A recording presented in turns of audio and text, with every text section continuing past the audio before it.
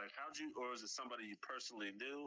Like, how'd you go about acquiring a YouTube channel that was already like started up and then taking it over? So there's a marketplace called Flippa, Flippa. It is a legitimate marketplace where people, they list their e-commerce or their websites, their blogs, their Twitter accounts, their YouTube channels, you name it, any internet business that they have, even like Web3 apps, like people list Web3 apps on there. Like they sell the whole project on that platform. Like anything internet-based business, people list the business there. Sometimes they'll have a business broker if like the business is really big, especially like businesses making like, 200K plus per year, So yeah, legitimate platform.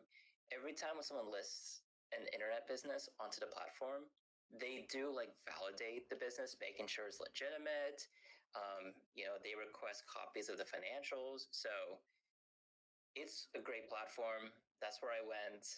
I mean, I've been familiar with it for a while, but after I got a hold of someone and got like an overview of the platform and validated its legitimacy, that's where I, looked at a couple of YouTube listings, placed some bids, talked to the sellers, negotiate, and then eventually, I just got the channel. The whole process though is great because they even like give you like access to lawyers. So I paid $1,000 just to create the purchase agreement, and you could get your own lawyers too if you want, but they give you resources to help you legitimize the entire transaction. They even have like escrow accounts, so that way you can release the funds once you receive the asset, whether it's the YouTube channel, website, you name it. So yeah. Yeah, that's interesting, bro. I never knew that. So yeah, that's I appreciate that a lot. Can you post that in the comments too, so we can check that out? That app and stuff you were talking about. And then we'll go to Deplorable. How you doing, bro? I seen you had your hand up, and then we'll go to Igor after, and then Cash AI. Go ahead, Deplorable.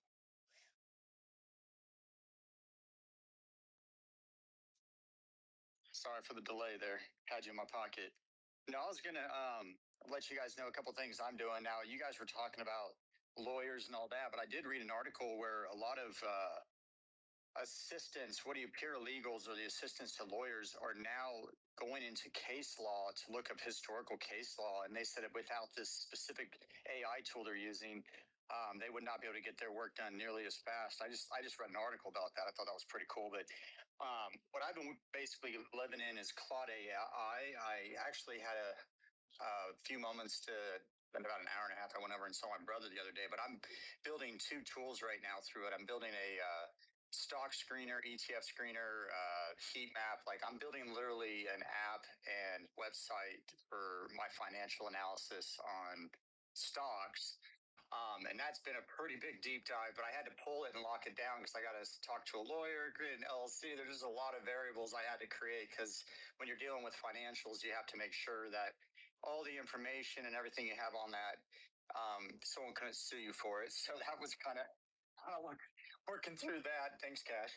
And then on top of that, I'm building a program within my business to help with doing quotes for remodeling, then moving it into a work order form, and then launching the project. So I've been really impressed with how Claude's been able to do this. But the one thing I've learned, because I've spent I told Cash I didn't spend a whole lot of time, but when I look back, I think I've spent 300, 400 hours building this dang tool. So I've been on it a lot longer than I realized. But anyways, long story short, I would say Claude AI is so interesting. My brother actually built what he calls a learning library through Claude AI, and he told Claude all the books that he's read around business and his faith, and create a learning center to allow Claude to know what he's read, and told Claude, hey, read all these books, get all the information, basically research them. And now when he's doing his projects, like he wants to write a book and he wants to do different business projects, and he's writing different business models, and he actually has multiple apps himself.